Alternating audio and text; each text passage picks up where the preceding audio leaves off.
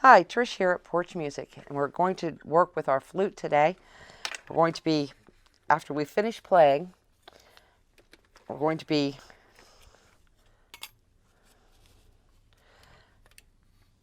disassembling and assembling. We're going to assemble first so that we can demonstrate the disassembly and assembly of our flute. So we're going to be taking the flute apart.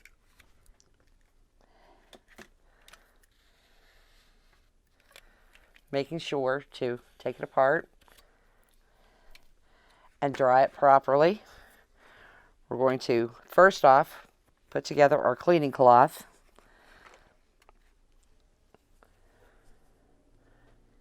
By threading it through our stick. We're going to run the cloth into the mouthpiece and out and in and out until we've dried all of the moisture out of the mouthpiece.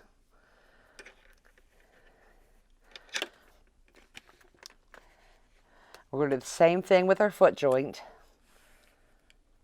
Run it in and back through to make sure that we get all of the moisture out.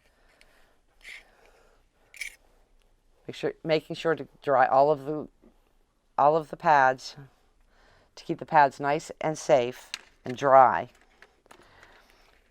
This is a little bit harder with your main joint, the main body of the flute, because it's a lot longer. We want to make sure that we get all of the body dry. If you have to go in from both directions, that's fine. Make sure we get all of the dirt and moisture out. Making sure that it's nice and clean in there.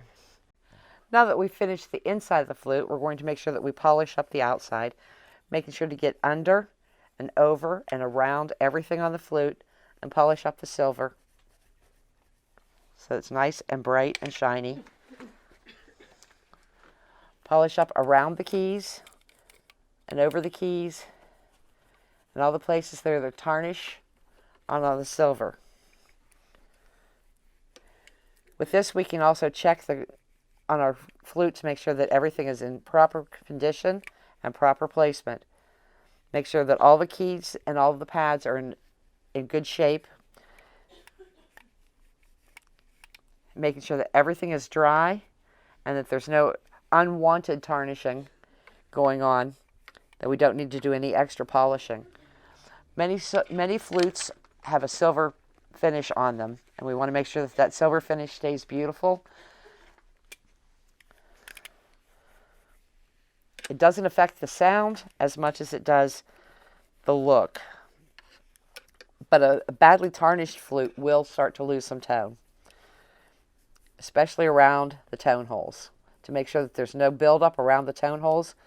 When we're cleaning and drying, we want to make sure that all those tone holes are in perfect condition and that all the pads are sitting properly. You also want to make sure that everything is dried up very nicely. And put our maintenance stick back and our polishing cloth back. Then when everything is dried up and put away properly, then we can close our case and be done. There's also, you can get a little rod like this to help keep it. It's a little easier to get down in there with this. Fits in nicely and cleans everything up really easily. Works very nicely this way. It works really nice this way. Goes in both directions and dries everything up quickly and easily. It's a really quick, easy way, but it doesn't polish quite as nicely on the outside as the hand polishing. But if you lose your stick, which often happens, these are really quick and easy to have, and they're also nice and easy to keep in your case as well. Some people like to have one for the inside and the other for the outside, and you can have both of them stored nicely in your case if you want to have both on hand. We also have a full maintenance kit here in the store that's available to you, but it's really important to keep your flute in clean operating condition at all times. Thanks so much. Happy playing.